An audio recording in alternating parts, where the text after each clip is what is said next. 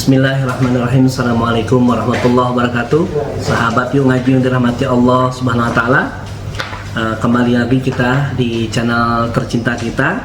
Kita akan angkat sebuah berita yang lagi-lagi kami ambil dari portal islam.id. Judulnya Makin Aneh Dahlan Iskan.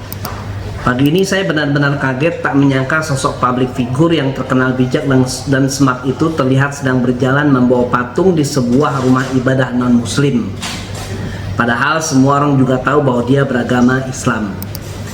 Jujur Li, sebelumnya saya sangat menyukai tulisannya, selalu smart, bijak, dan menyentuh hati. Tapi setelah mengetahui bahwa dia melanggar prinsip akidah seorang muslim, maka luntur seluruh penghormatan untuknya.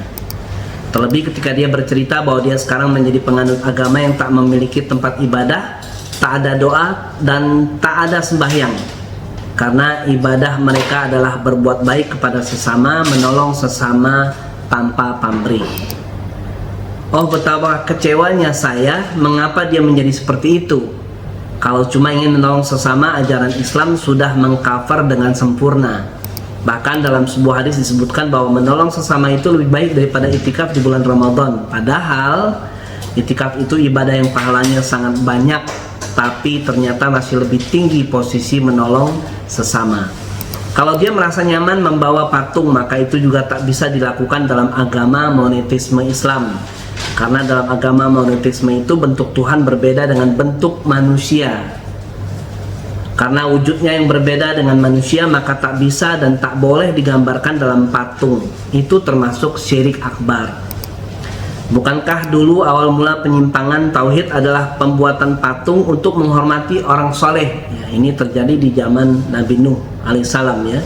Patung Wat, Suwa, Yagut, Yauk, dan Nasr adalah awal mula penyimpangan tauhid di muka bumi. Mereka adalah orang-orang soleh yang terkenal kebaikannya, dan orang-orang sesudahnya membuatkan patung untuk mengingat dan mencontoh kebaikan mereka kepada sesama. Tetapi akhirnya berujung pada pengkultusan dan penyembahan orang-orang soleh itu. Tentu kita sebagai muslim tak bisa menyetujui tindakan tokoh publik figur itu meskipun kebaikannya sebesar gunung karena menolong sesama. Tapi kalau tidak dibingkai oleh akidah yang benar, maka kebaikannya akan sia-sia. Ini kalau ditinjau dari akidah Islam. Sungguh istiqomah itu berat. Kita tak pernah tahu bagaimana akhir kesudahan hidup kita. Hanya bisa berdoa setulus hati agar tetap diteguhkan dalam iman Islam hingga akhir hayat. Karena seberapa pintar atau seberapa bijak seseorang itu tidak bisa menjamin keistiqomahan dalam iman Islam. Ya muqallibal qulub tsabbit qalbi ala dinik. Ini tulisan yang disampaikan, yang ditulis oleh Mbak Widi Astuti. Lalu di media yang lain, di jakarta1.com ya, dengan judul Dahlan Iskan tidak Pancasilais karena jadi aktivis agama anti rumah ibadah dan doa. Kiai Haji Khalil Nafis yang juga Ketua Majelis Ulama Indonesia MUI Pusat mempertanyakan kebenaran soal mantan Menteri BUMN Dahlan Iskan yang anti rumah ibadah dan anti doa. Apa benar ini sampean jadi aktivis anti rumah ibadah dan anti doa ya Pak Dahlan Iskan?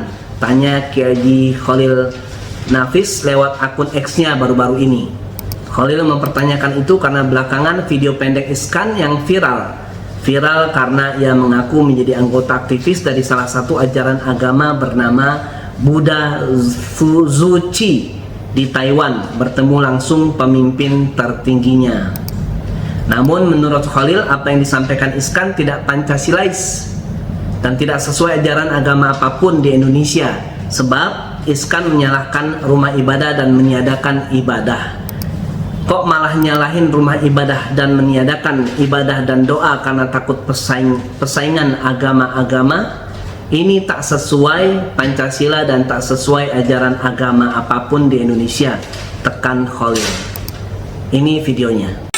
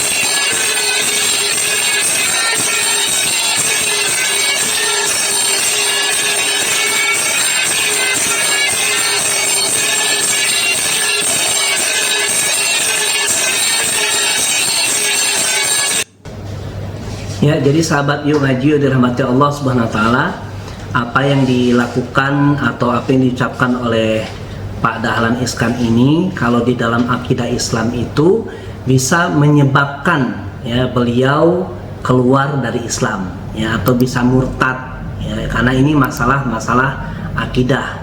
Jadi murtad di dalam Islam itu tidak sebatas seorang muslim pindah agama ke agama lain, bukan saja itu yang dikatakan murtad, tapi murtad itu bisa juga dari keyakinan, bisa juga dari ucapan, bisa juga dari perbuatan. Itu bisa menghantarkan seorang muslim yang murtad. Salah satu contohnya adalah dia memperolok-olok agama Allah, mencaci maki agama Allah ya, atau mencaci maki Rasulullah, atau memperolok-olok Rasulullah dan syariat Islam. Nah, itu bisa juga keluar dari Islam ya.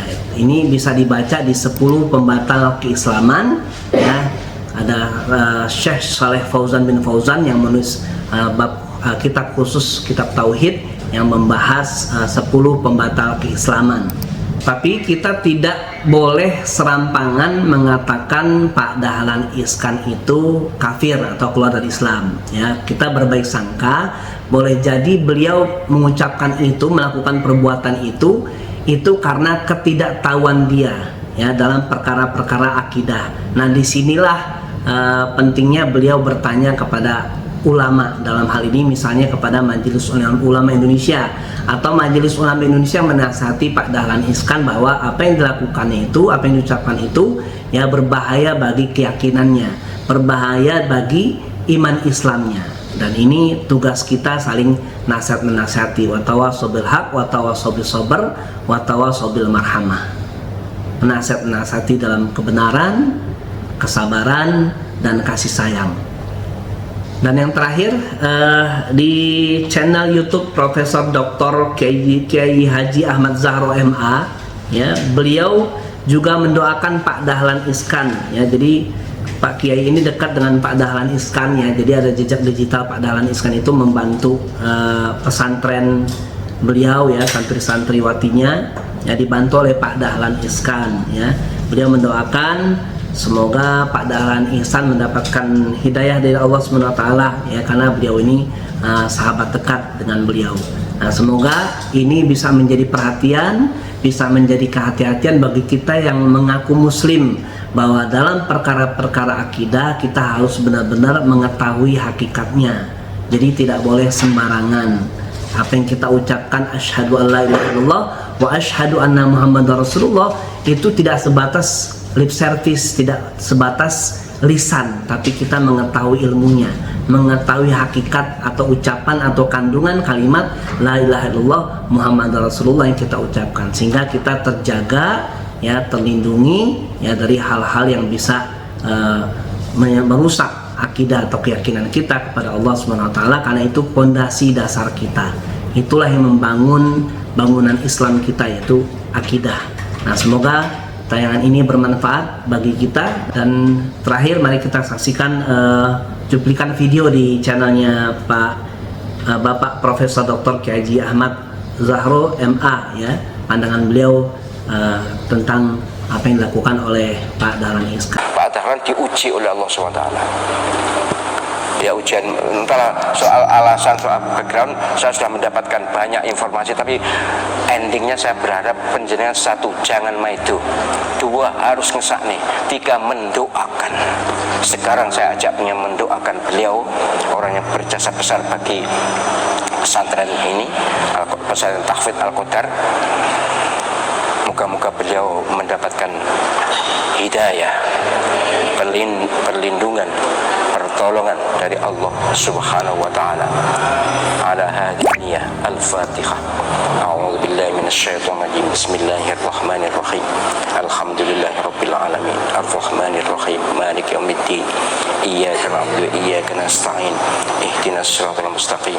Shiratal ladzina an'amta 'alaihim ghairil maghdubi 'alaihim waladdallin. Amin. Terima kasih panjenengan sudah mendoakan, moga-moga iman kita semuanya dikokohkan oleh Allah SWT, dan moga-moga kita semua nanti menghadap Allah SWT dalam keadaan husnul khatimah. Amin ya rabbal alamin. Semoga bermanfaat. Billahi fissabil haq. Assalamualaikum warahmatullahi wabarakatuh.